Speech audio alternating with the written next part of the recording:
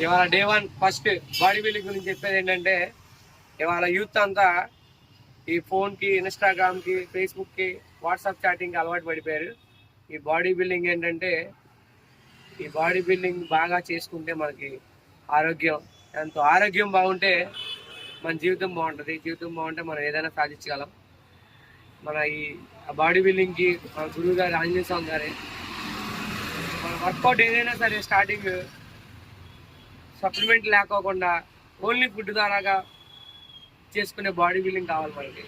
ఇవాళ ప్రతి వాళ్ళు సప్లిమెంట్ వాడేసి బాడీ బిల్డింగ్ 6 నెలలు 7 నెలలు చేసేసి బాడీ రాగానే మళ్ళీ వదిలేస్తే అవి అక్కడికక్కడ లూజ్ అయిపోతున్నాయి. సప్లిమెంట్ లేకుండా ఓన్లీ ఫుడ్, ఐరన్ ఫుడ్, మనం ఏ ఫుడ్ తీసుకోవాలో ఇక్కడ నేను చూపిస్తున్నాను.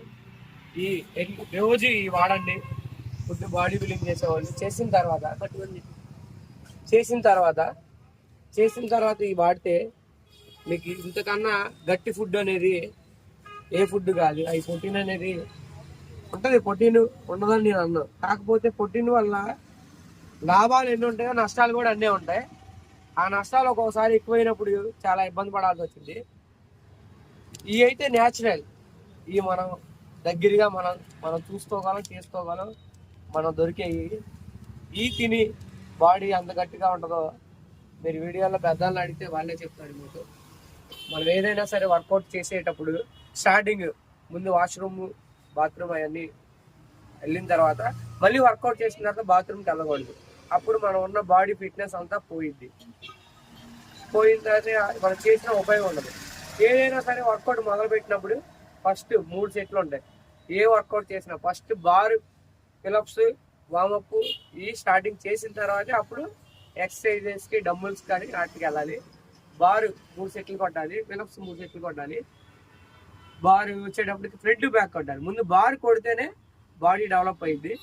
బాడీ డెవలప్ అయ్యేటంటే ఆ బార్ ఎందుకు కొట్టమంటారంటే మీకు చెస్ట్, షోల్డర్, బైసెప్, ట్రైసెప్ పెరగడానికి బార్ కొట్టమంటారు. ఆ బార్ కొడితేనే బాడీ బిల్డింగ్లో ఏంటంటే ముందు ఒక బాడీ షేప్ వచ్చేది. అక్కడి నుంచే ఫిలప్స్ ఒకటి. ఫిలప్స్ ఏంటంటే హ్యాండ్ గ్లిప్ ఉంటుంది, హైట్ పెరుగుతారు. కొత్తగా స్టార్ట్ చేసే చిన్న చిన్న కుర్రాళ్ళకి చెప్పేది ఏంటంటే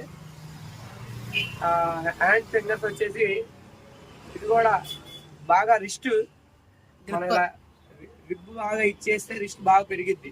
రిస్ట్ పెరిగితే ఆటోమేటిక్గా మన హ్యాండ్ పవర్ పెంచుకున్నాం అవుతాం.